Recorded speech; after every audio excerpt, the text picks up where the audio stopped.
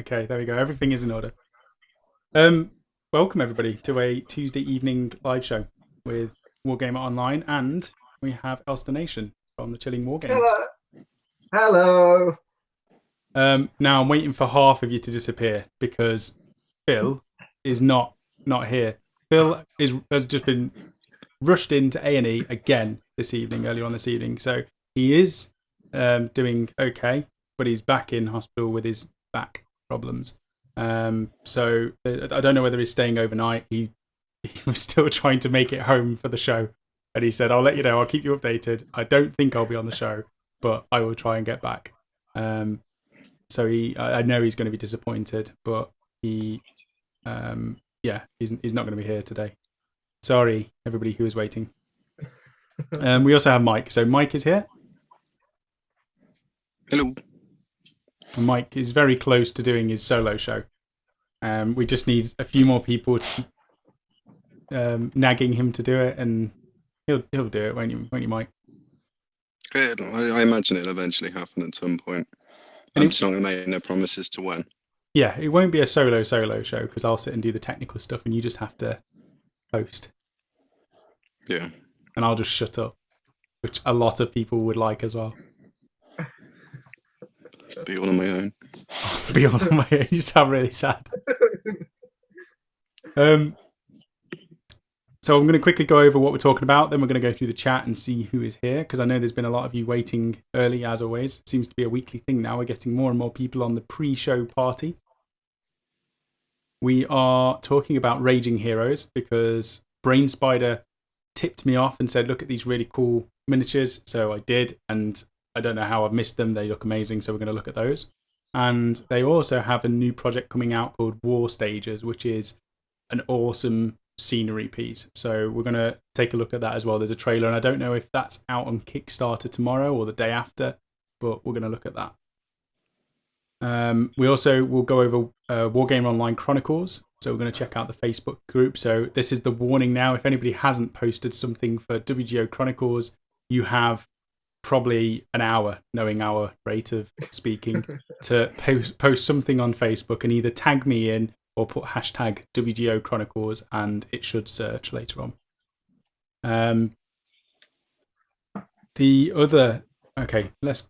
I mean, actually, no. Before we go on to it, Patrick Metzger, who donated to us a couple of weeks in the past, just before we went live, probably about an hour and a half before we went live, donated a chunk of money to buy Rachel a Dread Saurian. So I wanted to say a massive thank you.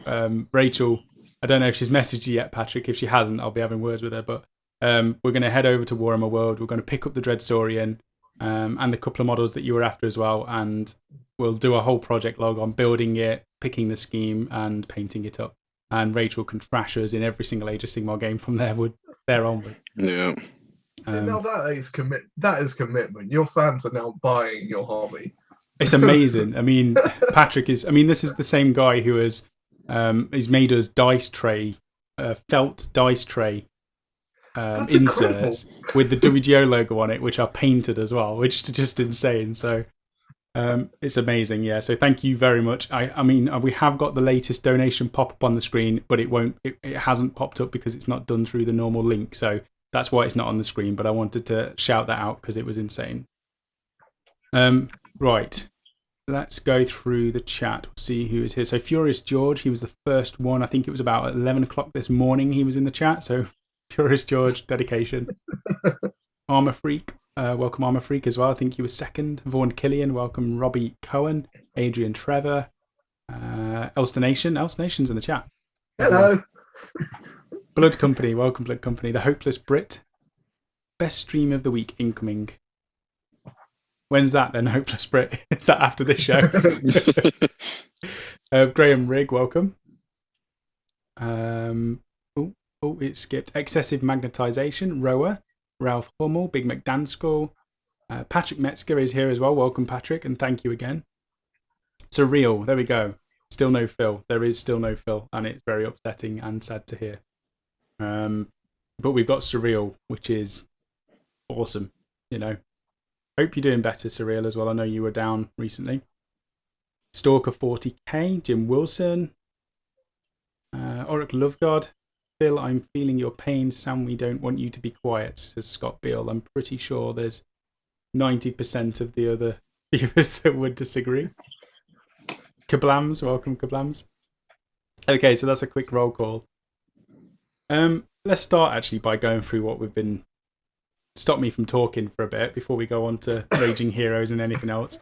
If anybody has got questions for any of us, put it in the chat and we'll go through them. Any topics that you want to discuss, because it's going to be quite open. But what has everybody been up to this week? We'll start with Elston. I knew it was going to run. Yeah, I've been working on WGO Chronicles, my little contribution towards it, and my guys are starting to finally look like they could be put on the tabletop, and I can leave it. Now, my OCD probably won't allow me to leave it for too long, but they get into the stage where I'm painting the rim of the bases black, at least. So I'm like, yay! But yeah, I don't really want to move the camera because it gives everyone motion sickness and stuff like that. But let's tell you what, let's see if this will work, but I don't know if it will. This is kind of the stage it's getting to. No, it's not ever going to focus, is it? No. I don't know. You need more willpower. Focus more willpower. Everybody focus. No, it's not happening. It was a good attempt. No. Yeah, so they're starting to sort of take shape, if you will. I knew this was going to happen. Now I can get all the base colors down pretty rapidly. I can get everything else done. When it comes to the nitty-gritty detail, everything slows down so much. Mm-hmm. So I only managed to get like 6 guys done last night out of usually I can do 50. Yeah. So I'm like, but it is the end stages of me. So I'm hoping in the next week these guys will be done. And hopefully, if we get an extension, then something else might pop up out of the little cabinet, but we'll see. Yeah, the extension's happening. Are you going to reveal what that is, or are you going to wait until give it a bit of time? I want to see if I can actually get this done. Okay, yeah. Commit to the first bit. Happens. Yeah. Before I promise the internet things. We'll say that now. So WGO Chronicles, I put up a poll saying for people to vote whether you wanted the Chronicles event to extend a little bit longer or whether you wanted it to end at the end of July. And it was overwhelmingly towards extending it. So the 20th of August, we're going to say that's where we'll end the WGO Chronicles. You've got almost another 2 weeks on top of what we were going to have. And hopefully that gives everybody enough time to do a little bit more. Even if you don't finish, it's not a big problem. Just do what you can. It's there to encourage you to paint an army for 8th edition. And if you want to have your army displayed on our show, we'll do a Chronicles show, then at the end of it, I'll sort out some way of sending me all of the pictures and the army and the details of names and things so we can do a full show on armies. And I know there's a lot already, so it's going to take a bit of organising for that, so you'll have to bear with me. But we will extend it. Just going to add in the chat as well, we've got Steve Smallworld, welcome. Patrick saying you're welcome, Sam. We have Surreal saying quickfire. I'm trying my best, Surreal. John Booth, welcome, John Booth. I saw the amazing steak or whatever meat you bought the other day. That was a big chunk of meat on Facebook. Where do baby Marines come from? That's a question. I knew there'd be something like that. Well, I don't even think I need to write that down. Where do they come from, Mike?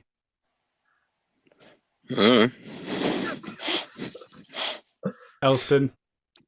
I'm going to say the Marine storks. You know, the Flappy Bird things that they drop Marines out of the sky. I like to think they're the little cherubs. You know, the mechanical cherubs and stuff that you see flying around holding like equipment. I'd like to think that every Space Marine starts off as a cherub. Because they're pretty hench. As far as babies go, those cherubs are hench. So I reckon that's what they are. Charlotte Edmonds, welcome. Oh no. Right, so Ralph Hummer, how long do your paints last when thinned down on the wet palette when it is open and you work? My glazes dry out within 1.5 hours. So in terms of answers for that, Surreal says white cheater paper. I don't know. I don't know if that's a time.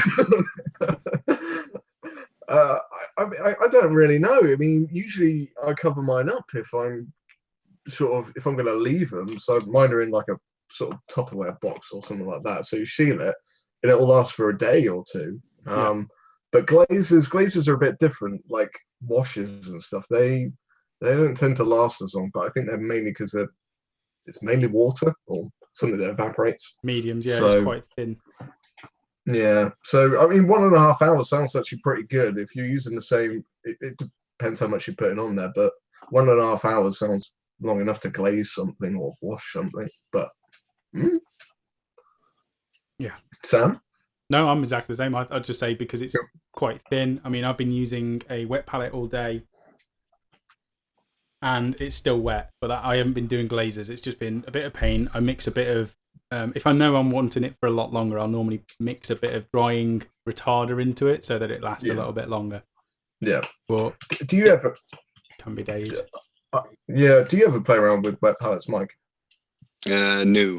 I keep meaning to get around and actually use one, but I've never used one before. So I'm still using the standard GW palettes that you get. Yeah, fair enough. But I do eventually want to try it. I do find like as far as glazes on the palettes go, yeah, they last a bit of time. But I find like even when I'm just using normal paints and stuff, I water everything down so much anyway that it normally seems to last me a good amount of time. Yeah, I mean, what I tend to find is if wet palettes are really good if you're making a mix, like a color mix or something like that, and you really want to, if you get waylaid with something else and you need to carry on like next day or something like that, that's the main reason why they're really, really good.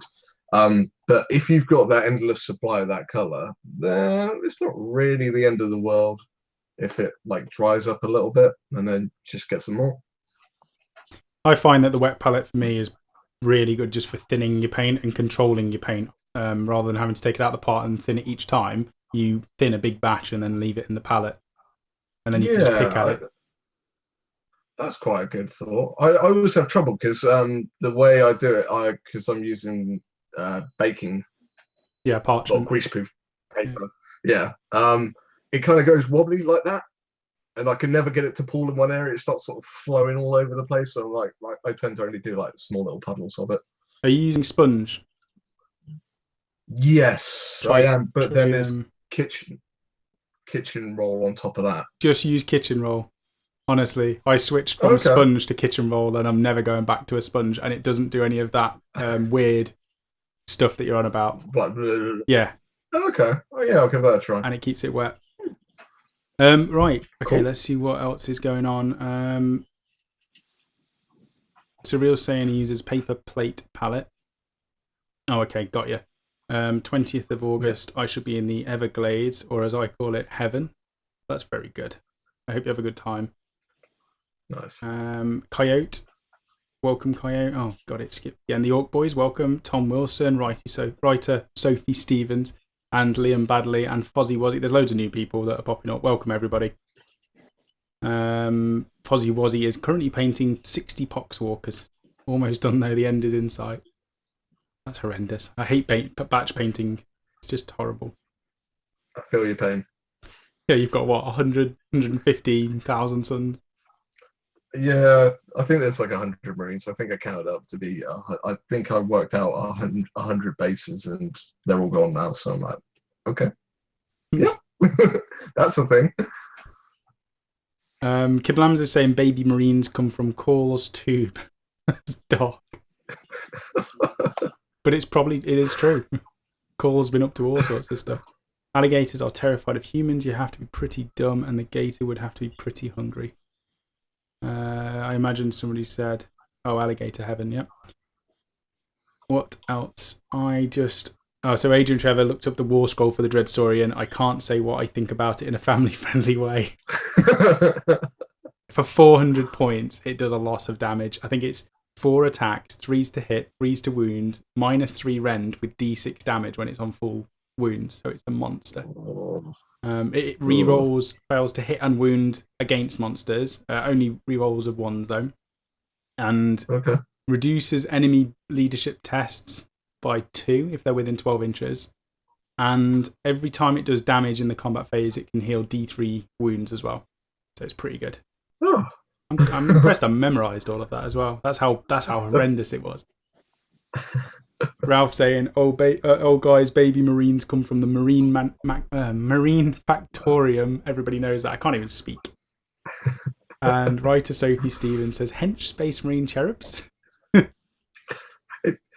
Orcs grow. It's kind of like one of those weird moments, and I think it's only happened once in my life where you see a child, and you're like, that child is surprisingly muscly for a child, and it's like walking around. Like, or just round. Just really round. Yeah. Ralph says, "Okay, I know I'm not doing it wrong. My paints stay wet on the wet palette for days when I don't thin them down, but when I do thin them, my matte medium and flow retarder water mix, yeah, it will just thin out a little bit more. Don't worry about it, Ralph. It still will save you paint better than just not using a wet palette. So there's always that." Akaria has joined. Welcome, Akaria. Al Kirkham, greetings from super hot Florida. Sitting inside painting Space Marines. Also use a wet palette, and I think it is great. Dark Eldar babies are born bathed in the terror and screams of hapless souls. So dark. It's getting dark. It's getting dark. Dark Eldar babies are born in Newcastle, says a guy. Oh dear. Patrick is saying, "Nightmares, Sam." Yes, nightmares indeed, Patrick. We've already talked, and like I say, I think the Maw Crusher is going to be in the game against the Dreadsaurian every single time. Vaughn Killian has about 75 Death Corp models left. Still my favourite models of all time, that Death Corps of Kriegar. Writer Sophie Stevens, to be honest, my name should include aspiring as I haven't written much. Blames it on the Space Marines on the paint desk. That's fair enough. I'm struggling to paint because I'm just too busy talking and editing things instead. And I'm doing my best as well because I've got a painting tutorial going up on Friday on the premium part of the website. And it's almost done. It's like a little... there he is. I'm going to have the same problems as Elston now. Oh, there we go. Strain. It's a little psyker who's having a headache, trying to be psychery-ish. So that's going to go up on Friday. Yeah, he's struggling. So I'm going to try and finish that off tonight, and then I'm going to edit that up, ready for Friday. There's loads of content coming out as well. Before I carry on reading the chat and go on to topic, with the premium side of things, me and Phil have been meaning to do a channel update and explain what we're trying to do and so forth going forwards. But obviously he's been in and out of hospital, so it's been difficult to meet up and do that. But one thing we're definitely doing is premium chats. So the chats are one of our favourite things to do. We're trying to find a way to record, to do a live premium chat if we can, if there's a way to do it. So if you've got an account on the website, you can tune in and you can only see it if you're a premium member. So that's one thing we were wanting to do. If we can't, then we'll do a premium chat, which will be pre-recorded. We'll have topics. We'll probably actually get through the topics because we won't be distracted. And we'll post that up to the premium part of the website as well. So on top of having tutorials, battle reports, and other bits, we're going to try and include some chats as well. So that's one thing I wanted to talk about. We're also looking at podcasts because we've had a lot of messages from people wanting us to do either these sort of chats and turn it into a podcast as well. So that if you're at work or if you're doing something and you want your headphones on in the background and you want to download it, that is an option. Or if people just don't like looking at our faces and they just want to hear the audio, then we could do podcasts. So we're trying to do what we can. We don't know which order we're going to do it, whether it will just be premium accounts that will have access to the podcasts or whether we'll just do it for YouTube as well. We're not sure yet. So I just wanted to say that. Mike looks different. He's wearing glasses and has shaved his head. Mike's being quiet as always. I'm struggling to hear everything. You cut in and out every now and then, so I'm trying to listen carefully as to what's actually being said. That's fair enough. Just shout all the time and see what happens. Ah! Just take over you the get show, that? Mike. Just Well, take over. I did this before though. It's like, because wasn't the one time I had like quite bad delay, and I sort of like not had a go at Phil, but I think Phil was saying about me talking and that lot, and because I was so delayed, but I was thinking, well, he's not letting me talk. I was like, well, if you let me get a word in, and then what had actually happened is no one was talking at that point, and I'm having a conversation with Phil, or I think I am, but nothing's going on. So yeah, I'm having a bit of one of them tonight as well. Same. Rachel did the same with me, though, Yeah. didn't she? I can't remember which chat it was. It was probably like 15 or 16. But I was talking, and then Rachel just jumped straight in the middle and carried on talking over me, and then said something else, asked me a question, so I started replying, and then she just cut me off and ignored it again. And Yeah, that was You were going. I think you were going through the chat at that point, and then Rachel. All Rachel could hear was silence. yeah. So she just gone. So what's everyone think about 40k? Just like you're in the middle of Sam talking. So it was another funny one. And she watched it back, and she was in hysterics. She was just like Mhm. watching it. She watched it twice, those parts, and she was just laughing her head off, like, how ignorant, how arrogant do I sound, or whatever. It's just like, this is technology. Hopeless Brit, when do you think we will be seeing something other than Space Marine releases from Games Workshop? Do you think the Death Guard will get some extra units? Yes. I think they're going to get good old Mr. Primarch himself, aren't they? Mortarium. Yeah, it's not going to be long. Where they're likely, if they follow what they did with Sigmar, because wasn't with Sigmar, you had a ton of the Stormcast come out, and then straight after that you had all the Khorne side of it. Then you had a few months break, and then it was back on to Stormcast and Khorne again. I think it was. Well, So I think we're probably going to see that. There's that big fat beast of Nurgle that was teased, or we thought it was a beast of Nurgle that was teased a while ago with the 10 legs or something on each side. The big fat slug thing. So that might be a Nurgle unit as well. Yeah, I mean, the second General's Handbook's coming out as well, so I would imagine they might tie it in with that. Just as a thought, because that's in August, I think that's coming out. Yeah, the General's Handbook. I'm hoping for elves. I'm desperate for a new Age of Sigmar army because all I'm playing at the moment is Ironjaws, and I want elves to be released. And I don't care if they're dark elves or wood elves. I don't want them to be high elves because that means Rachel's got another army before me. But any of the other two, I don't mind. So we'll see. Marlborough 69, my camera has packed in, so my WGO Chronicles army is currently invisible. Oh. Hopefully it will sort out, or you can use your phone or something at least to get some pictures up. Fuzzy Wuzzy, how do you stop yourself just starting new projects all the time? I have just got back into 40k for 8th and already have a billion ideas about the next armies. Money. Yeah, money is a good way to stop you from doing it. Yeah.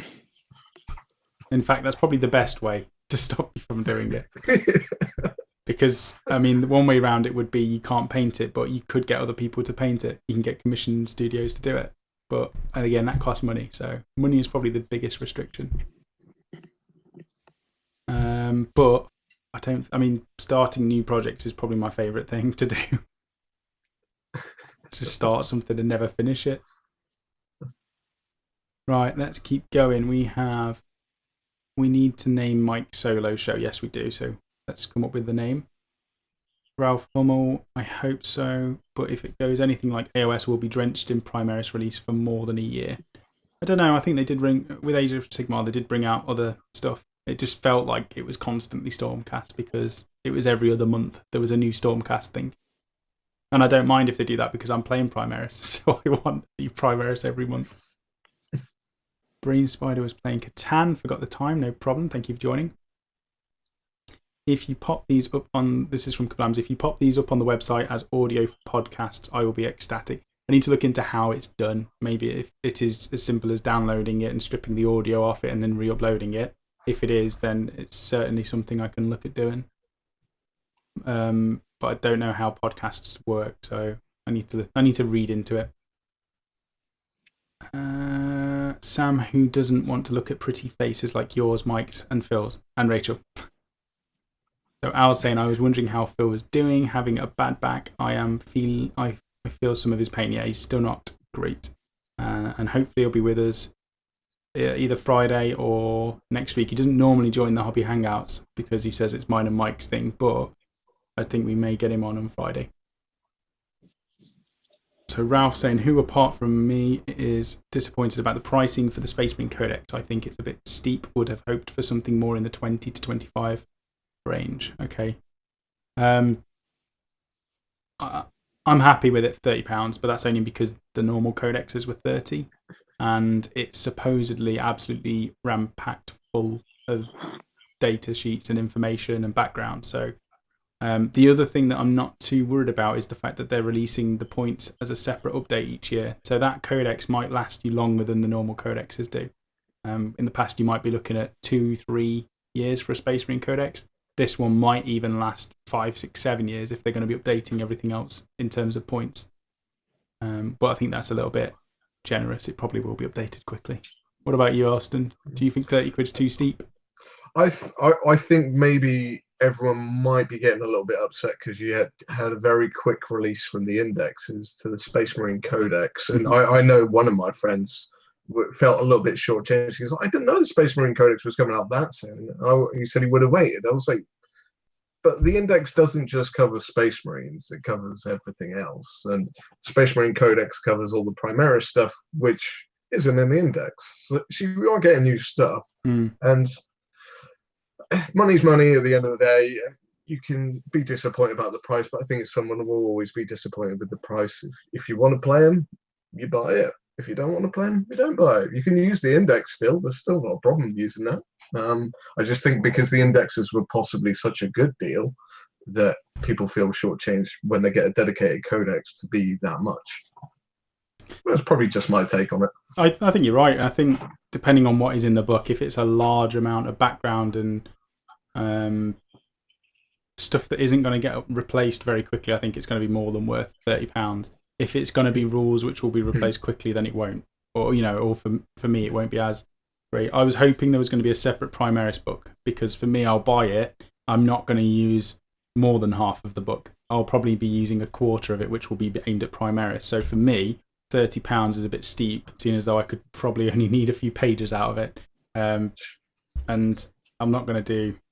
I could buy it, rip out all of the Primaris pages that I need, and give the rest of the book to Mike because he's doing Space Marines. So that's they could have done that separate. Have you read any of the codex yet, or not got your hands on it yet? I'm leaving it till I get my hands on it, which right, okay. Just so I can have a proper look through it. Yeah, I'll be intrigued to see what you think on that because I've heard a lot of people say that Primaris on their own don't have a massive amount of troop options, but they do have quite a lot of tanks and stuff. But that's just rumors, so yeah, no. I'll be intrigued. I'll be annoyed if it's. I mean, the other thing is they obviously put quite a big emphasis on it being getting you excited before it's released. So as soon as something's released, like the indexes, you buy them on day one. And obviously that's why I think a lot of people are a bit upset with the Space Marine Codex coming very soon after because they knew it was coming out. There was no. They're not going to tell you, but they could quite easily say the Space Marine Codex is going to be very soon. And anybody who's buying the index that only wants Space Marines could have waited for that. Yeah. So, true. Although you are getting more in the index, I can see both sides. I can see Games Workshop's logic, and I can see people who are annoyed. I'm not going to say that one is right and one is wrong. Very neutral. The thing was with the indexes that they were brought out so everyone could play straight off the bat. If it was a case of there's a Marine dex coming, so we haven't done anything, there would then be complaints then as well. I can't play a game now, and for like a month after, I've got to wait. So the indexes were there just so everyone can get started. In regards to the price, isn't 30 quid about the same price as the Codex was before for Space Marines? Yeah. So exactly the same price. Oh, and I think it was 35. It was 35 for the Space Marine, so it's actually cheaper than it was. And one of the biggest books is Codexes as well. Yeah, you know what? I'm not fussed. I wish there was a Primaris specific one, which was like £20. I'd have bought that. Yeah. Just for that. Anyway, let's keep going. So,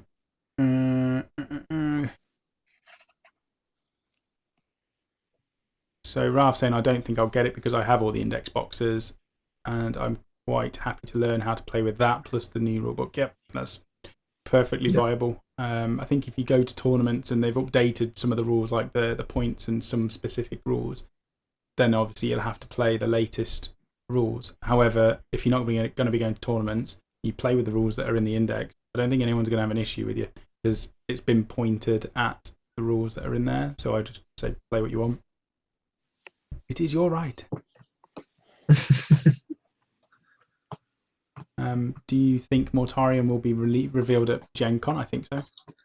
There's a name for Magic Mike solo show, so it's Magic Moments with #Magic Mike.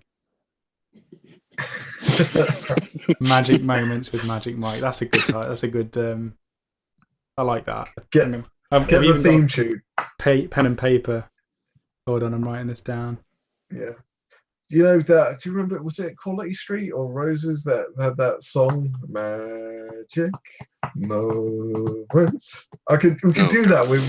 We could just remix dubstep that up for Mike, and then with a Photoshop version of Magic Mike with his rippling biceps and abs coming onto the screen. I wonder how many viewers that will get. Let's see. Sam, Army projects are never finished. Mike's show should be called the Magic Hour. That's another one. Magic. Oh, there's more Magic Moments with Mike. So that's 2 people who have said that. Okay, that's Jim Wilson. Surreal, I think GW is morally bankrupt and bleeding its fans dry, and I'm just not a fan of Sigmar. That's fair enough. You have everyone's got their own opinion with whatever they want to do. So yeah. I believe it's almost as simple as you described, Sam. I don't know what that was in relation to. What was I describing that was simple? I don't know. Well, Killian says he likes Magic Moments with Magic Mike as well. I think we've got the name, Mike. It does sound like it. So Hopeless Brit is saying just use YouTube MP3 converter and post the MP3 on the website for download. Okay, that's something that I need to look into then. Thank you very much. Big Rich has joined. Welcome, Big Rich. Zero. If GW keeps their current pattern of decreasing lifetimes up, this Codex Space Marines will be replaced after 6 months. I don't think 6 months will be. It'll be updated. A year as minimum, I'd say. Yeah, I mean, I think that was one of the issues they were trying to sort out with 8th edition, because I think that even they went, a year is it's a bit of a quick turnaround time for a new codex. So I'd like to think they've gone, let's try and prolong it and give it a bit more longevity, but we'll see. Yeah.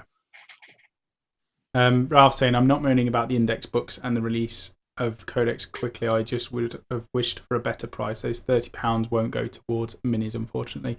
Yep, could definitely understand you, Ralph. And they could do a softback at the same time for 20 or 25. Even £5 or £10 off the Codex is going to be more acceptable. So you could definitely understand. Yeah. Akaria, I remember that Family Guy episode where Peter has his own TV show in a similar fashion, though. Just don't know how popular Mike's side boob hour will be. I think it will be really popular. Mike's side boob. Let's give that. Charlotte Edmonds, surely there must be more Primaris units to follow other than what is in the Codex. I think what GW tend to do is when there's a Codex released, that is everything that's in the book. That's all the models that are going to be released. The only time I remember them doing it otherwise that was fairly recently was the Tyranids. They released a whole host of Tyranid models, and they were in an expansion book rather than the Codex, because the Tyranid Codex wasn't updated in such a long time.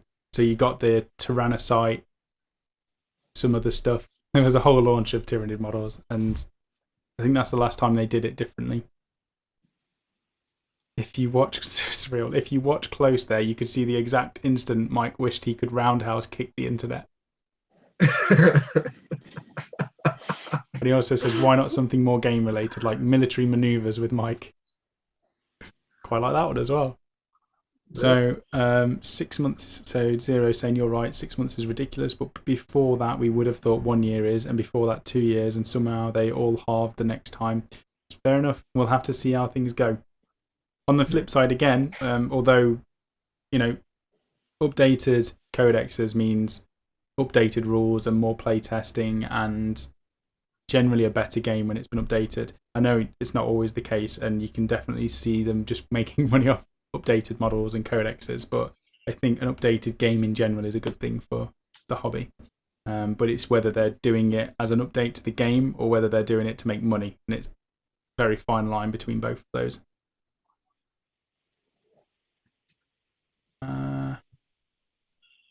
Okay, so there's a lot of stuff about books.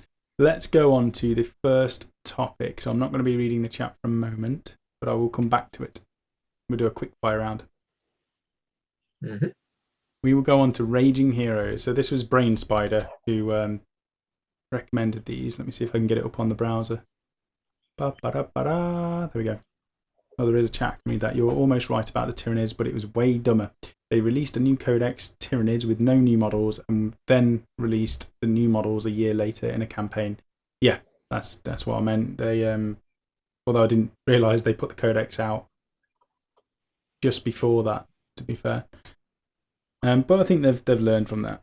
Anyway, so Raging Heroes. Now, there's loads of stuff on here, and it's just ragingheroes.com. If you haven't seen this, they can be used for all sorts of gaming systems, but the ones that caught my attention were the ones that I would potentially use for some 40k armies. So I'm just going to show you the fantasy page. So there's fantasy and there's sci-fi stuff.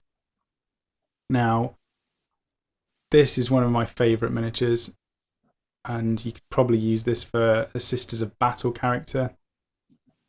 Oh, order over 99 and be one of the few to get our exclusive limited edition. Oh, that's gone now. It's disappeared. So this Sister Ardana, I don't know why she's not got any shoes on. That's the only thing. She's like me. I don't wear shoes as often as I can. But she stood on a gargoyle. Looks pretty badass. What else have we got? So there's all sorts of different models. These blood vestals, which look like pretty much witch elves. Again, that's what I'd use them as. They look incredible. Definitely going to be getting some to paint up and do some premium tutorials and some YouTube stuff. What else have we got? We've got some Empire type models. Brunhilde with a great banner and a war steed. Have you seen these before, Elston? I have seen them a little bit before, but I've just found out on the homepage there's a box set for Sister Aldana, and she's got this little mascot thing called Tobias the Tenacious, which is, from what I understand, a rabbit with wings and antlers. Hold on, let me see this. It's just captured my attention. A rabbit. Oh, yeah. See if I can get a zoomed in picture. Tobias the Tenacious. And that weird chicken thing to the right. Oh, the owl. The owl thing. Vladimir the Virtuous. Yeah. What is that? It's like a weird owl griff thing. Owl bear?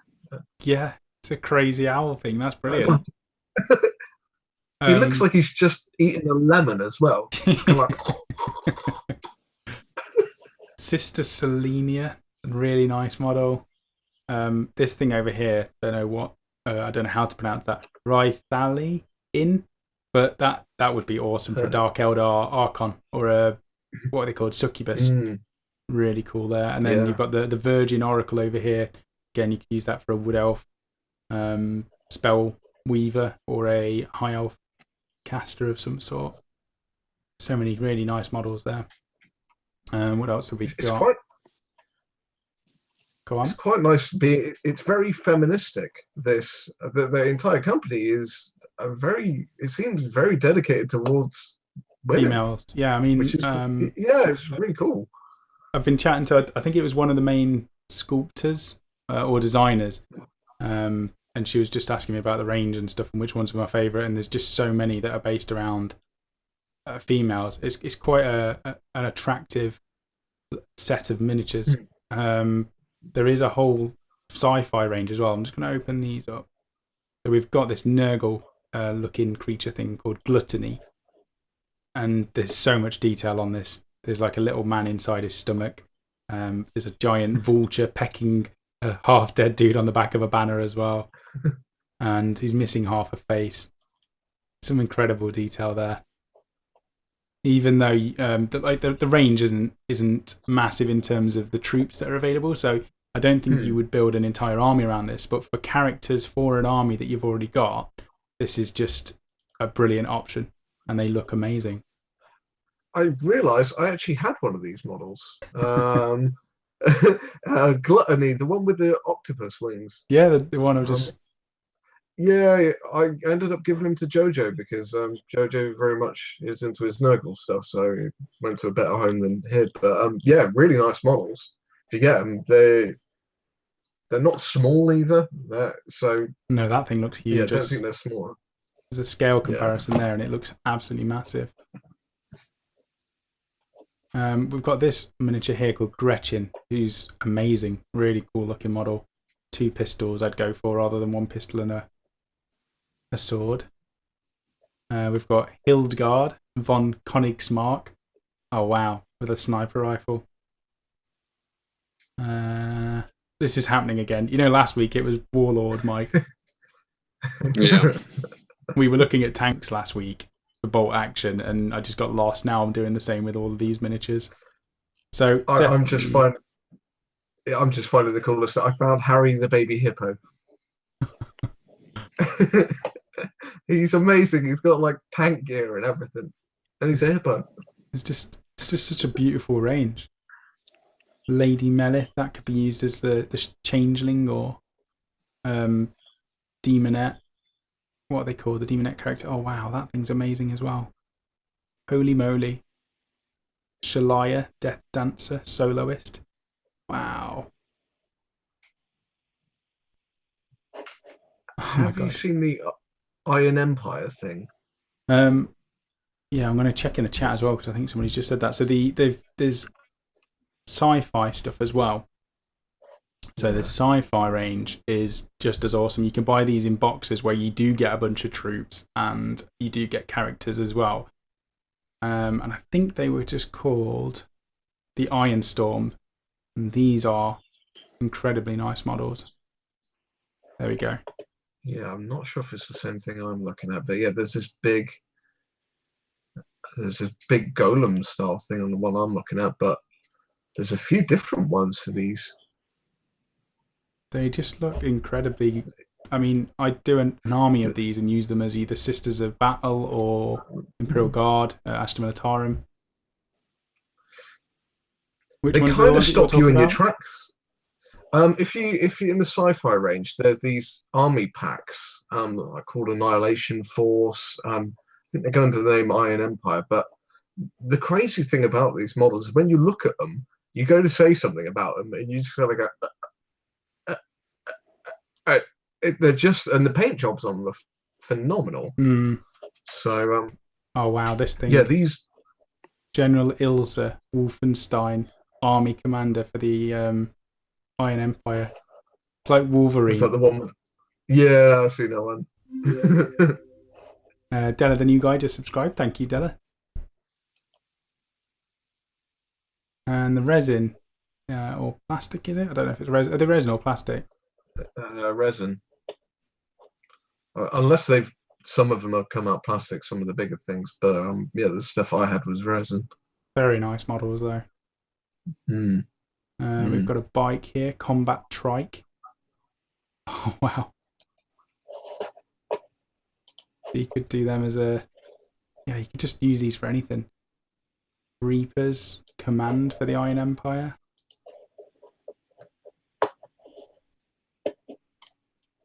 Wow. Okay, let's just keep going. What else is there? Snipers. Now, one thing I absolutely love in any game is snipers. So, Iron Empire sniper unit. They're really dynamic. That's fantastic. Right, let me have a look at the chat, see what's going off, and then we'll have a look at the next bit.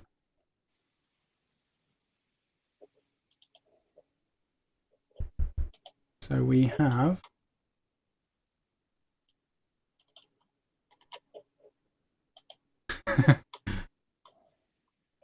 all right, okay, so Big Rich is saying I'll be posting some pictures on my army progress by next 2 weeks. That's good, Big Rich. Thank you very much. I'm going to get into a better, more comfortable position. Zero's put, I can see us all here in a year or two, saying you can't say they'll replace a codex after 12 hours. It'll be at least 24. Kablam's Raging Hero minis are cool. Not a fan of the new scenery, though. The new scenery looks amazing, in my opinion. We'll have a look at that next, even as a backdrop to a board. And I was thinking of using it. We'll look at the scenery, but I'm thinking almost like a Frostgrave game, because we're going to be starting Frostgrave as well. We've got so many different games that we're playing, but once there's more of us involved, we can do Frostgrave, Bolt Action, Conflict 47, all GW stuff, and get through all of it. Zero saying Sister Ardana is extremely cool, and I got her here, thankfully. That's awesome. Brain Spider says I got Sister Ardana as a freebie when I backed the Kickstarter, so that's another one.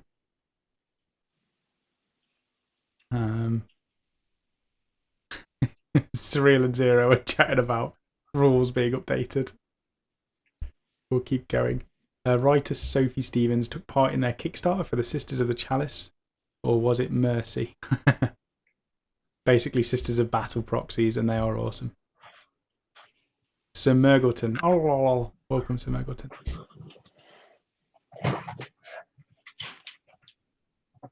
Also, I think Tobias is some kind of jackalope hybrid. That's the name of it. A jackalope. It came up on Chilling. Yeah, it came up on Chilling Wargamers, and someone said jackalope, and I was like, "What is that?" And then we spent like 20 minutes going through what jackalopes look like. I've never even heard of one. I know, neither had I until that happened. I think it's an Australian mythical creature or something like that. Okay, I've learned something today. Thank you, everybody. Yeah. Vladimir looks like a mini griffin. Pretty models will lure me away from the painting desk, says Armour Freak. Zero saying they aren't on the site yet, but I think they have Sisters Terminators, and they are just awesome, so that's another good one to look for. Sophie Stevens, yes, Sister Termies. A lot of people saying, yeah, they've got amazing stuff. They look like Grey Knights. Look at their Iron Empire. Yes, we did, and they are awesome. Their Sisters just aren't in all the stores yet. They have everything. Even Unit Sisters don't have. Wow, okay. Maybe a full Sisters of Battle army is going to be created out of that line then. I definitely see that happening.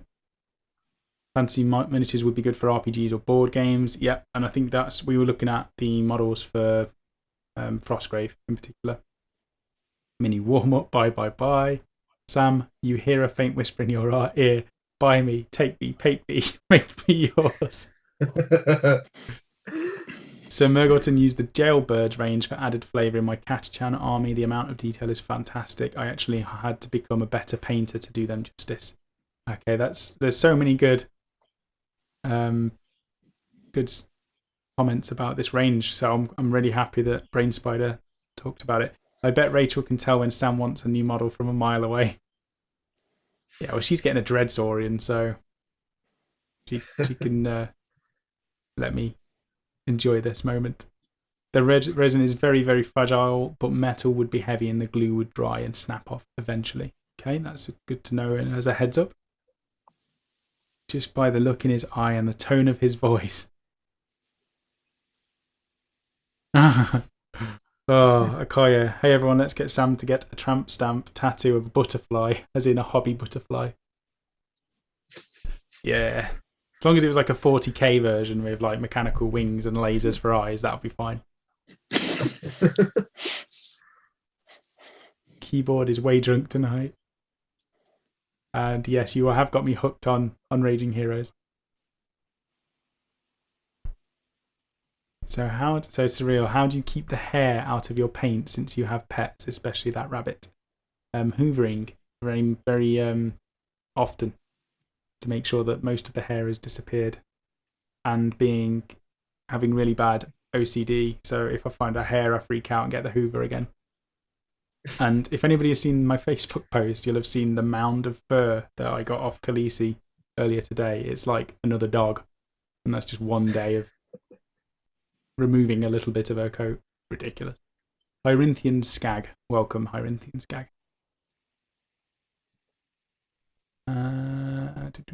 Does Phil live near Stockport? Could have sworn I saw him in the GW Stockport store last Saturday. No, he lives in the West Midlands with us. So unless he was up there and didn't say anything, I don't think he was there. Okay, that's that. Let's go on to... God, I'm rubbish with Windows.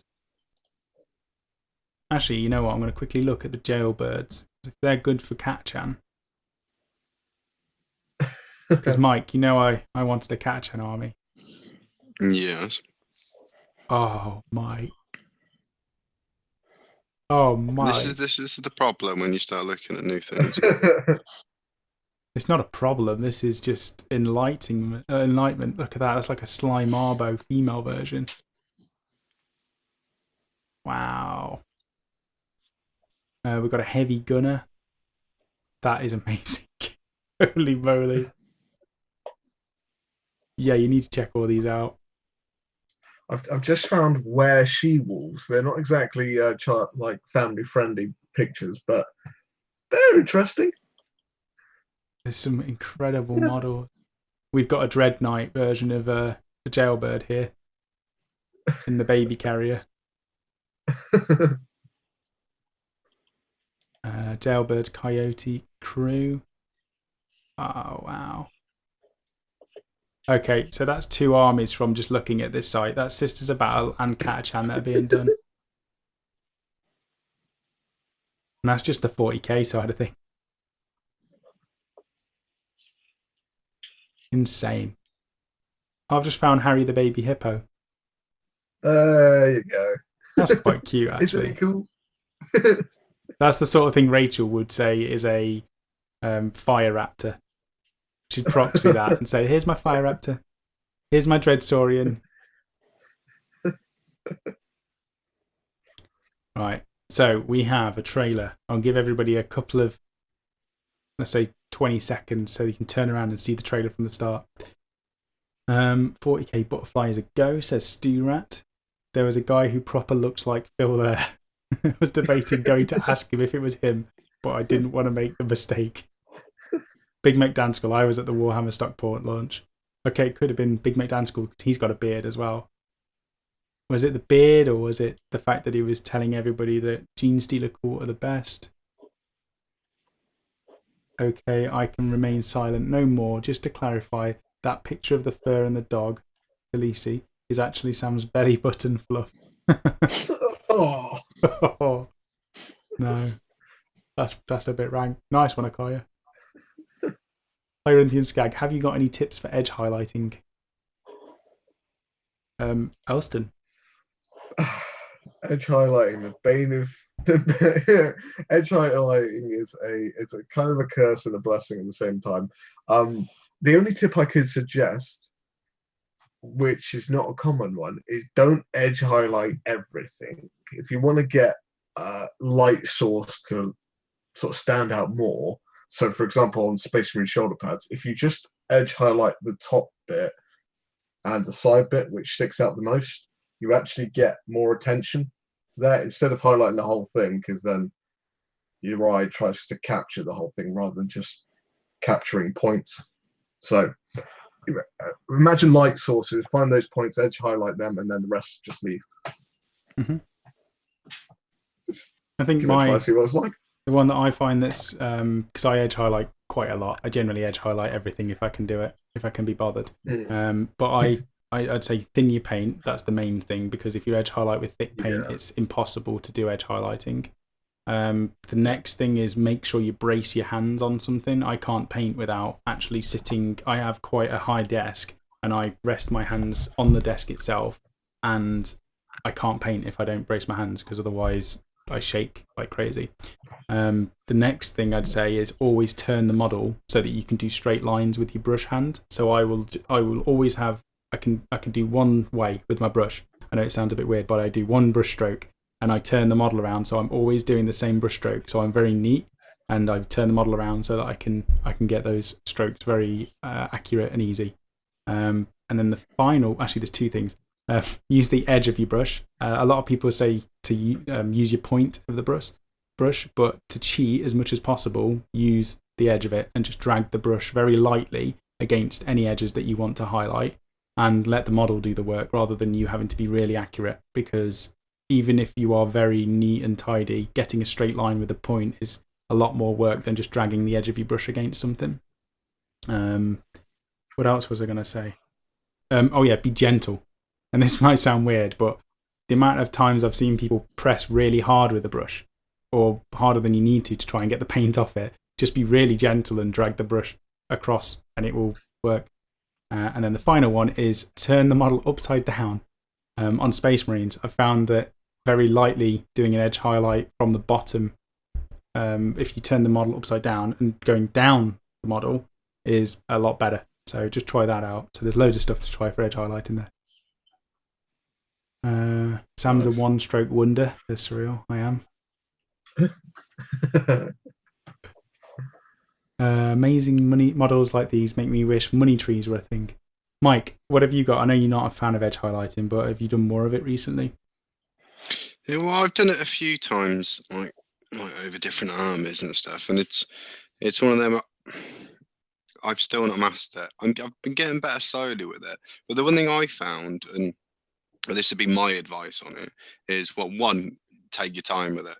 Because 9 times out of 10, what I find, and I don't know if you're the same, is you'll start a model and you're getting everything perfectly because you're taking your time. But as you get further and further around the model, you start to speed up more, and then you're making more and more mistakes. So it would be a case of take your time the whole time. But then the other is, if you do make any mistakes, it's easy to go back and tidy up again. So if you've done your edge highlight, but then it's wider than you want it to, go back in with the base color and just neaten it up. That's the easiest way to solve it, rather than having to redo the entire thing. Mm-hmm. Yeah, I think I did a tutorial on painting the kill model, the ogre that was on the website, and there was a lot of black edge highlighting and painting dots as well, just to make the armor stand out. And I showed that as well because I did an edge highlight on a circular bit on his back, but got some of the grey onto the bit that needed to be black, and then just very neatly went back in and painted the black back on it again. So you can just make it look like you've done it flawlessly, but in actual fact, you've just messed it up and corrected it afterwards. So yeah, that's definitely true.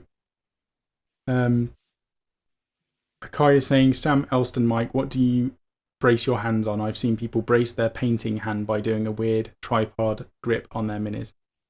So, Mike? That thing. How do I brace myself? Yeah. How do you brace your hands when you're painting? With nothing, to be honest. A lot of the time, if you could put me at a table and I'll just sit there painting and my arms aren't anywhere near the table, it's just the way I tend to paint. Would you say it's magic? Yes. Yes, definitely magic, yeah.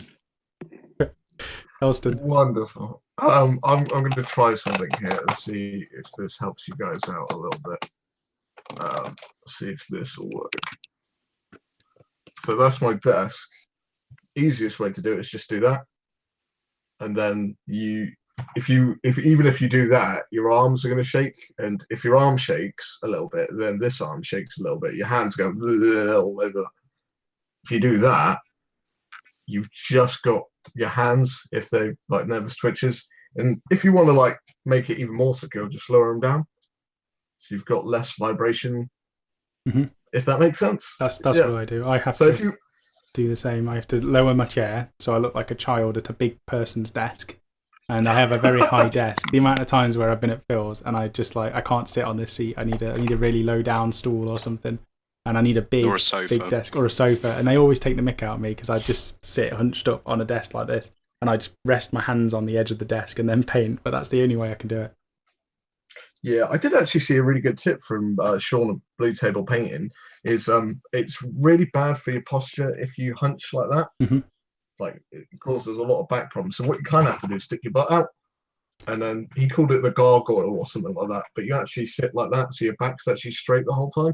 Yeah, it's not. It doesn't feel right though, and that's the problem. Everyone just goes, yeah. That's why I have to put the table higher, because then I can keep my back straight and I've got my hands up here, rested on the desk. Yeah, that's the only way I do it. Yeah, it like as soon as you get to 30. Like, no matter how tough you think you are, your back will go if you carry on doing that. It sucks. Right, Hyrunthian Skag. Another question: when edge highlighting, how much paint should I put on, and should I water it down? Definitely water it down. I would normally do a 50-50 of water or medium to paint, and basically have it halfway up the brush. I would potentially say as well, if you have a look at your brush before you've got any paint on it, when you've got paint on it, you want it to be the same size. So, like, if you load up your brush and the paint looks thicker on it than the brush actually is, you've got too much paint. So the paint should just be sitting between all the hairs. Yeah. So that would just be, if you wanted to know amounts, so your brush looks a different color, but it doesn't change shape, is the right amount. Zero saying, I feel this whole show got derailed the moment it stopped talking about Harry the Hippo. We should just rename the show Harry the Hippo. Yeah. Okay, let's go on to what I said I was going to do, which is the scenery. So this is a video. If you're not already on, well, you're on YouTube now. So on top of checking everything else on YouTube, go to Raging Heroes, and you can subscribe to their channel, and basically you'll be able to see this video afterwards if you wanted to. But I'm going to start it now. There's no sound, and it definitely is better with sound. But just check out the trailer for this. Cathedral. It definitely needs sound on it. Mike, can you do some dramatic music, please? Not on the spot, no. Oh, God. That sounds like something's dying. That's why I didn't do it on the spot. Do that, put through a sound processor, multiply it like 10 times, and it'll sound epic. I don't even know what dragon that was then, but that was epic. So this is a set of... Oh my God, YouTube in YouTube, says Fuzzy Fuzzy. Yes, it's YouTubeception. So there's a lot of flashy stuff going on. No sound. I can try the sound. We'll do it one more time with sound. However, it might be too loud.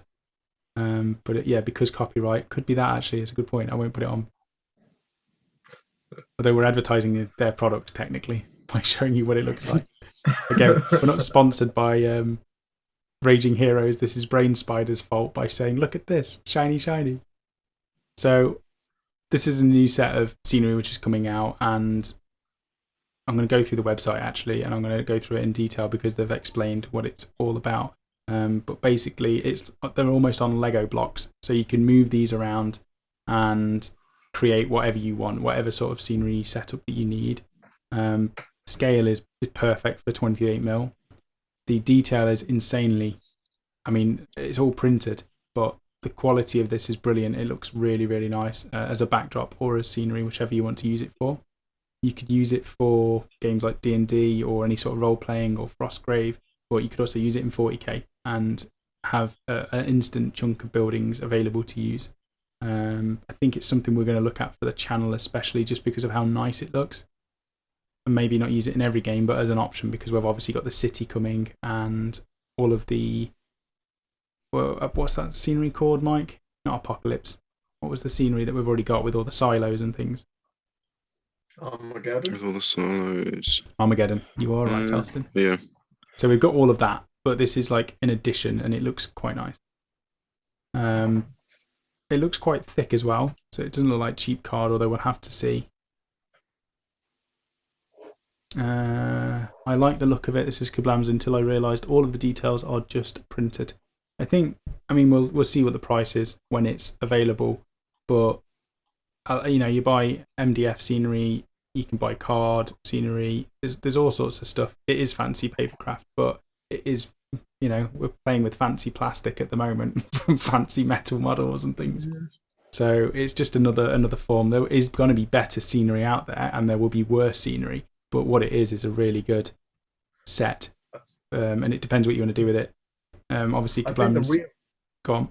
I think the real selling point on this for me would be the floor tiles, because you could probably put that on any other terrain and you wouldn't notice the difference. Yeah, exactly. It will fit with anything you've got. You could put it in the middle of a forest, or you could put it on anything else. I like the fact that there's different levels to it all. The steps look really nice. And I think if you remove some of this stuff, it will work in fantasy or sci-fi. Because if I've just paused it here, there's like these sci-fi looking tables. But if you remove them, it would work perfectly for fantasy.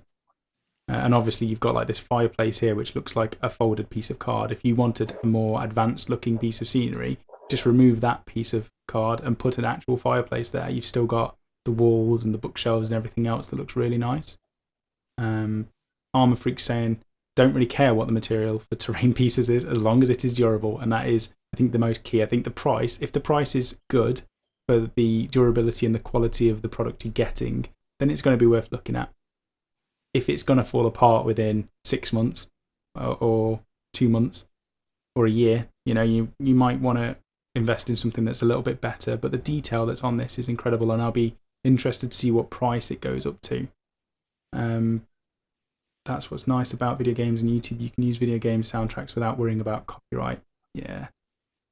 Charlotte Edmonds should check out the HDF scenery from Foreground. Lovely pre-painted scenery.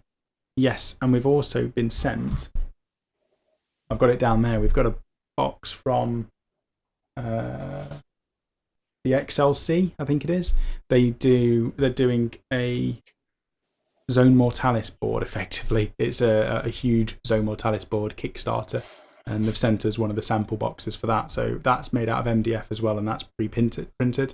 So we'll be looking at that. I haven't even opened it and checked it out yet, but that's another example of what you can do with the MDF side of things.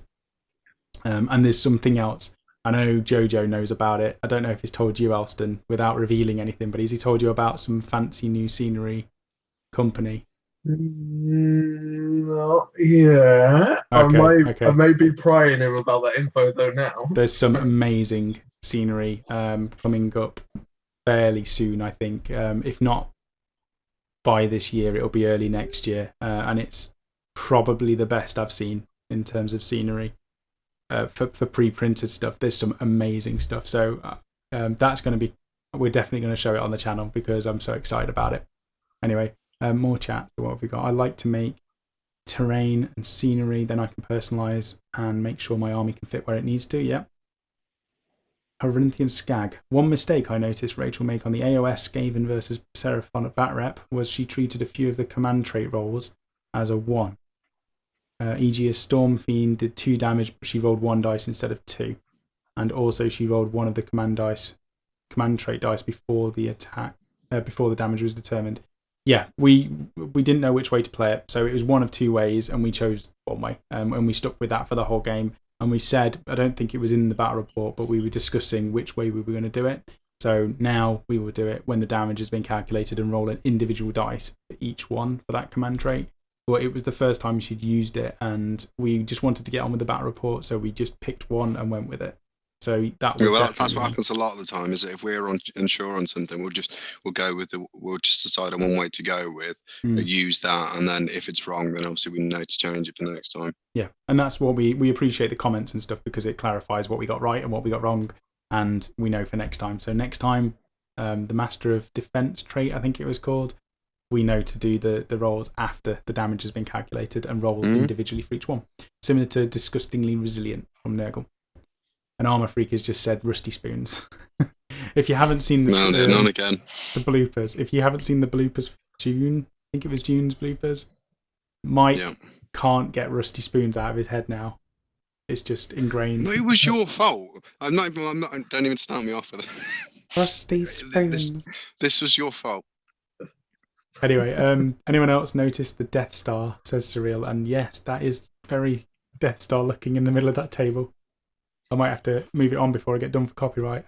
There we go. Will we get a peek at the city board that you've got? Would love to see it. Actually, you know what? I'm potentially going to be at the studio tomorrow. It's all there, but it's in boxes, underneath the cupboard. None of it's painted. It's all grey plastic. However, I could get a few pictures of some of the scenery that we've got, or I could leave it as one big surprise. I don't know. I might have to speak to Phil because he's pretty excited about the reveal on it because it's impressive. I might be able to take a few sneak peeks of a couple of bits. We'll see. It's like that for Death's Allegiance ability too. Awesome. Thank you, Horinthian Skag. Sewer rats with rusty spoon, says Brain Spider. So all in all, I like the levels on this. It reminds me of Karazhan from World of Warcraft with all the different levels of stairs and bookshelves and things like that. It's quite exciting. Let's go on to... so what does it say? WarStages is the scenery system you've been waiting for. Modular as Lego, epic as a movie set, so flexible that you can go from supermassive battles to skirmishers, even RPG, and everything in between. So that's a summarised version of what I've been babbling on about for the last 15 minutes. Let's go over to their website.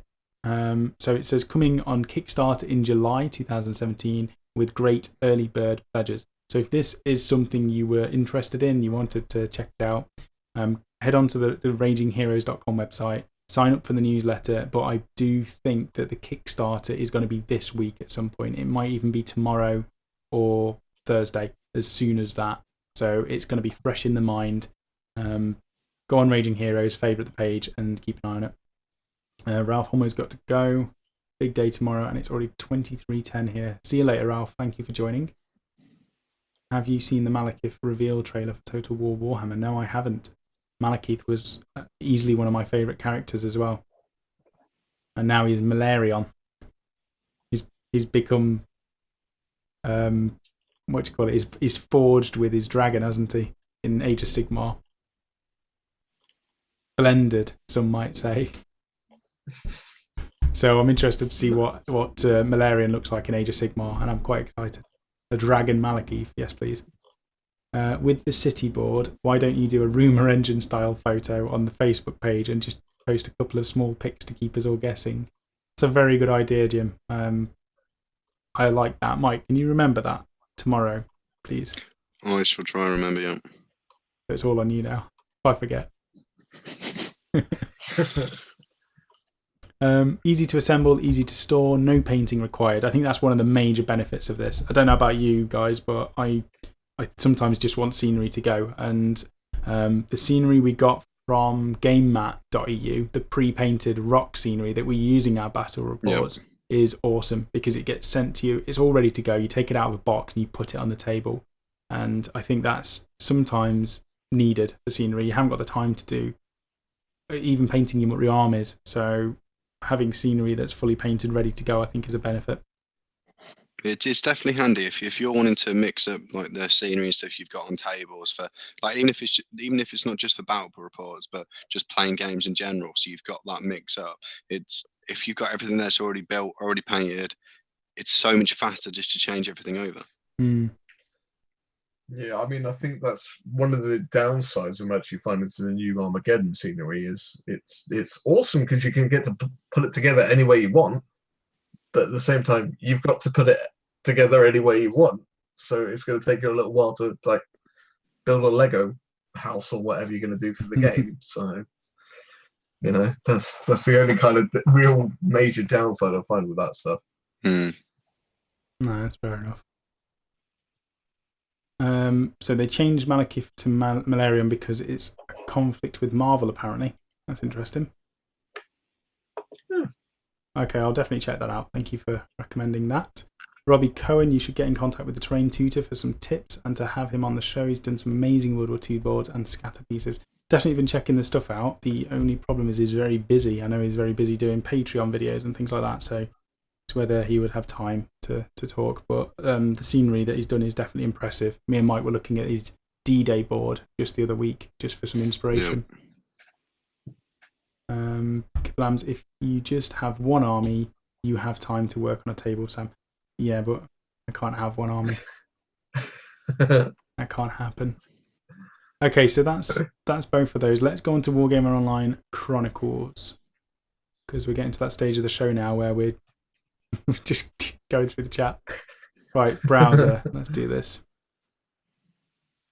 Wargamer Online community. So if you're not on this group, we're getting more and more members every single day. We're up to 716 now, which isn't the thousands that you get in the 40k for grown-ups page or any of those sort of things, but it's a very nice community group.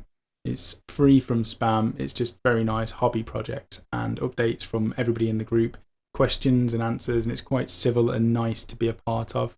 We've got some wonderful moderators as well. that help keep bad stuff off the group and keep it friendly. Liam Badley has spelt Chronicles wrong.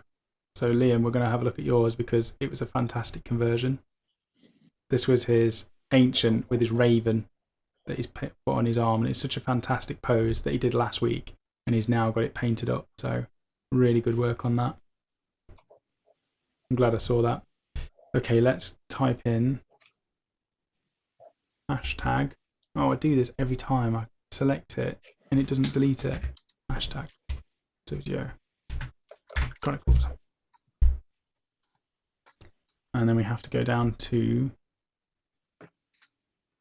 what do we go down to?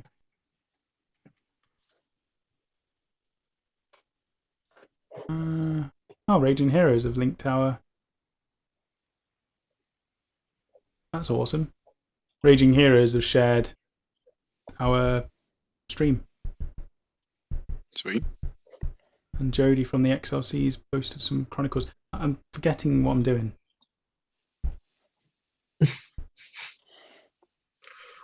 I've struggled with Facebook so much.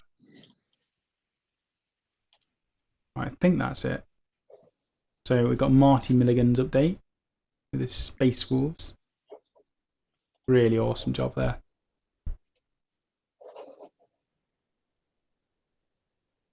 Sean with his Raven Guard. He just doesn't stop, does he? He's just a machine. James is captain. Everyone was asking for. Well, he's asking for names. So there's some suggestions here. I think there was like Space Marine McSpacey Face or something like that. Well, that was one of the names that were given. We've got the Gilded Lions from Brain Spider, and he's batching these out like nobody as well. Catching up to you, Elston. Yeah, I actually welcome it. If people can keep up, then I'm more than proud to hear. Chris Elliott again. I think they were there last week, so he's done some more on those. I've got so many from the Gilded Lions. This is just Eddie's just a machine. What's that? I've just repainted 2 of my Lehman Russes. Might pop them on Chronicles. Do it, Ryan, to go with your conscripts. Surreal and Rusty Spoons was the nickname. I can't even read that out. You almost got me there, Surreal. You almost got me. Robbie Cohen, there's some nice painted models on there. Really impressed by the quality. Yeah, this group is fantastic, and not only because it's the Wargame Online group, but it is a really nice place. Every time I get up in the morning now, I just go on Facebook and have a look through the group and see what people have done. I haven't replied to every single comment. I haven't commented and liked everything just because there's too many posts to go through. So I try and do as much as I can, and there's some really awesome stuff.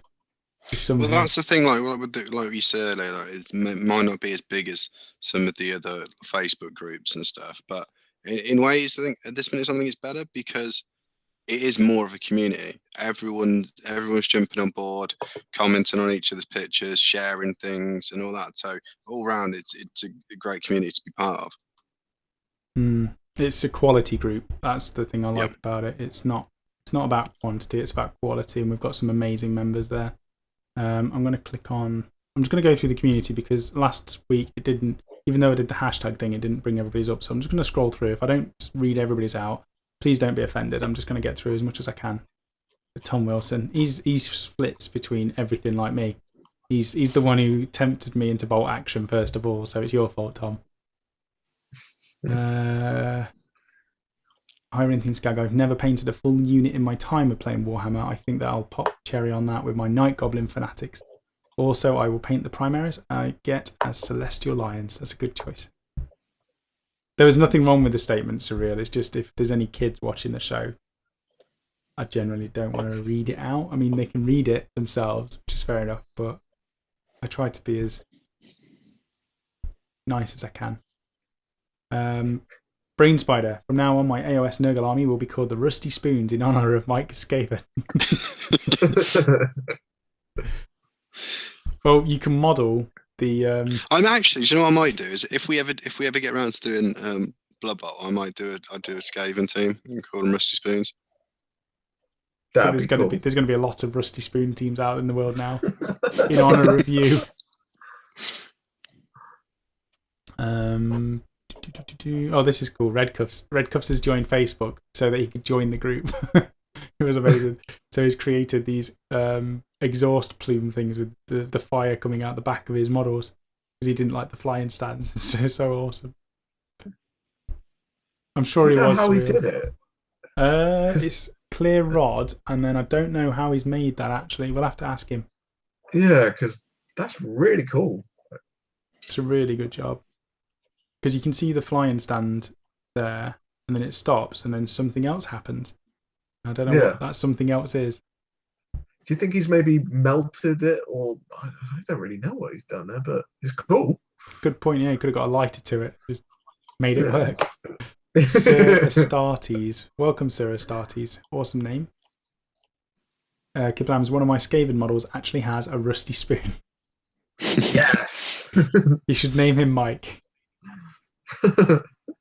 Rachel, did she post that last week? That was Rachel with a creature thing that she created at Warhammer Fest. Big Mick Danskell, finally getting back to work on the fists. I think they've been on his shelf in that colour for a while, but he's been doing all sorts of other stuff. Is it me, or does the Rusty Spoons issue with Magic Mike sounds like some kind of infomercial? It gets stuck in your head, so I'd probably say yes.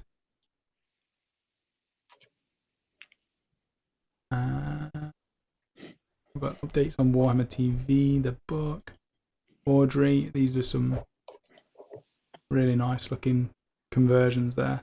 I don't even know what they're made out of. They're awesome. Okay, so it's a Wargame exclusive Cataton Servitor with a Gravy Gun in Riser colours. That's awesome. Dan Kane. Oh, he's always working on stuff as well. I mean, we can go through this group forever. Thomas Leland, some more Thousand Suns. I bet you're going to be fed up with Thousand Suns, aren't you? That's done fairly soon. Yeah, they are. Chapter Master Valrak. Welcome, Mr. Valrak. I have been watching some of your streams on the Eternal Crusade, and I still haven't even bothered playing it, but it looks awesome. And you do a great job at keeping me occupied on just watching for quite a long period of time. So he's put needs more Imperial Fists. Does. I'm quite sad I got rid of my Imperial Fist Heresy army. I wanted that back at some point, Mike. Yeah, I forgot you'd got rid of that. It was a big army, and it was painted really quickly, but it still looked nice. We've got the Reaper version of the new Chaplain model, which I think is amazing. Okay, and Steve bought a book. There's all sorts of stuff on here. Oh, here we go. So Rich was working on his... Now this guy, he paints his stuff in one of the smallest locations. So if anybody complains about not having enough space to paint, this guy does it in the back of his truck. Oh, he had a picture. Don't know where it's gone. But he had a picture of it where he basically showed where he'd... Not there. Where he was painting, and it was some tiny little cabin. Oh, Red Cuffs is on. So rocket exhaust is a clear rod stand, then built up layers of clear silicon sealant mixed with various yellow, orange, red and smoke tints from the Tamiya paint range. So there you go. We need to do a quick tip on that, Red Cuffs, and show everyone how you do it. Surreal, or just call Mike's show Mike's Likes and let Mike talk about the things he likes. That's getting written down. Mike's Likes. That could be a segment of the show. Faux show. Did Mike ever accept that you're going to be Americans in bolt action? He hasn't accepted it yet. There's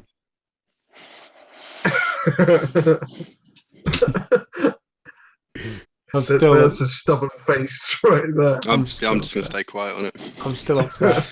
And today I found out that the Soviet Union are allowed 2 sniper teams if you're playing in the Stalingrad theatre, which is, I want snipers.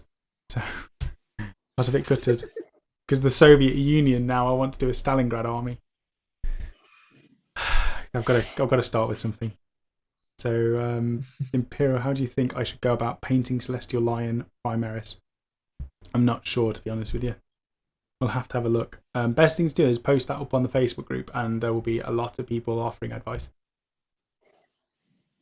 Not in the group. The Reaper model is amazing. Yes, it is. Poor Mike, still in stage 1 denial. Osprey Centres, I posted it up on the group today, but Osprey Centres, these books, it's inverted at the moment. So it's France and Allies, the Soviet Union, and these are the army books.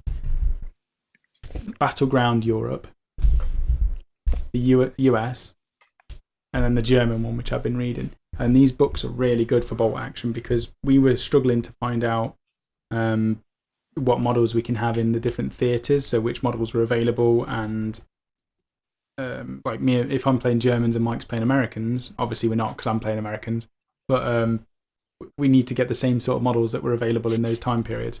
And this book pretty much just tells you everything. So it says you're allowed this or you're allowed this, and you're only allowed 1 or 2 of these. So the book is brilliant. And not only does it just do that, it tells you the background for each of the army. So everything that pretty much happened to the Germans, summarised, is in the German book, and everything for the Americans is in there, which is really good. So it was really nice of Osprey to send those. So we'll do a review on those later on.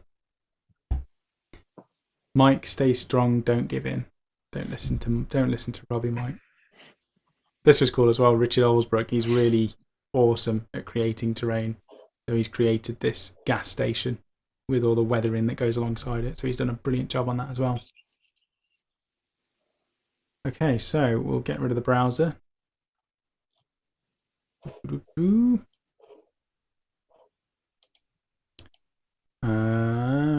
so confused. Wait, that bubble is in reverse. Yes, it is. I don't know why it's in reverse though.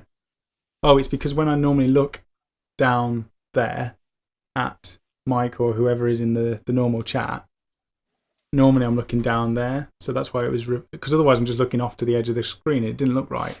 But now I've moved things again because that's what happened. So I can always change it. Life is a lie, says Surreal. Sam, when Mike has his solo show, could he do it in a velvet smoking jacket and a pipe that blows bubbles? If you would like to get those objects together and send them to Mike, he will do it, I'm sure. I think this has to happen now. It's definitely seeming like it's going to be an interesting show, isn't it? Well, I'm waiting for this show more than anything now.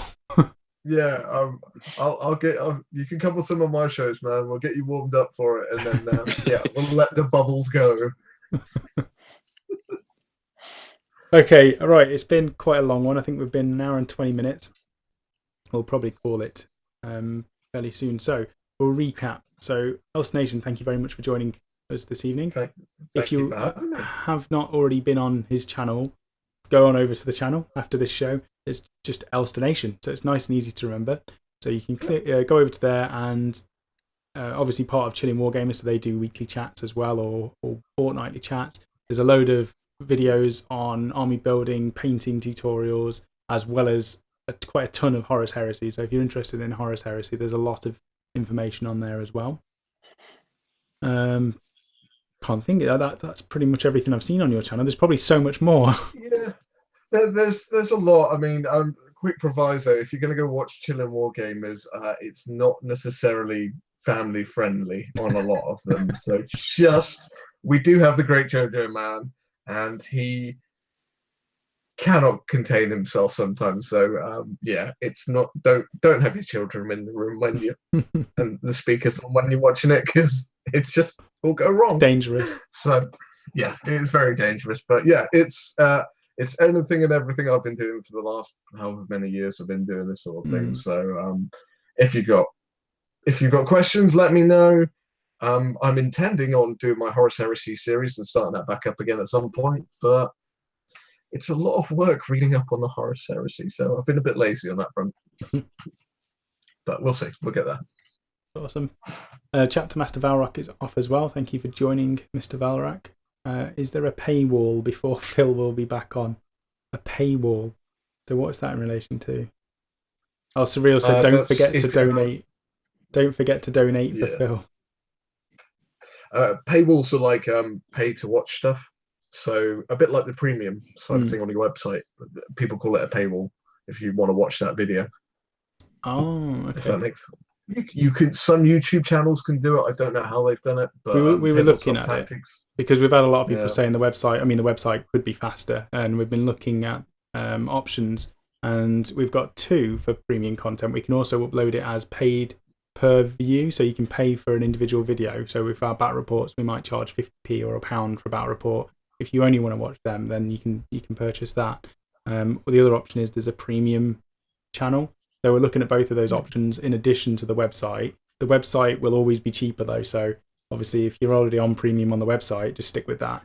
If not, then we're looking at what else we can do for people who don't want to use the website. So I knew I should have set my alarm. Oh no, Furious George didn't make. He was the first person in the chat earlier on, and turned up afterwards. Well, there's almost an hour and a half for you to watch, Furious George. So thank you. And Fuzzy Wuzzy has just donated £2. So thank you very much, Fuzzy Wuzzy. And he's put great chat, guys. And Red Cuffs. Wow, how do you do that? There's two ways you can donate. You can do a super chat option, or you can do the PayPal option, which is clicking on the link, and that does some flashy stuff on screen, or it should do. How do I do that one? Right, so if you in the description, there's a link that puts you through to Streamlabs, and you can click on that and donate money, and that links it straight through to PayPal. So that's an option. So great show as always, guys, and can't wait for Mike's magic hour.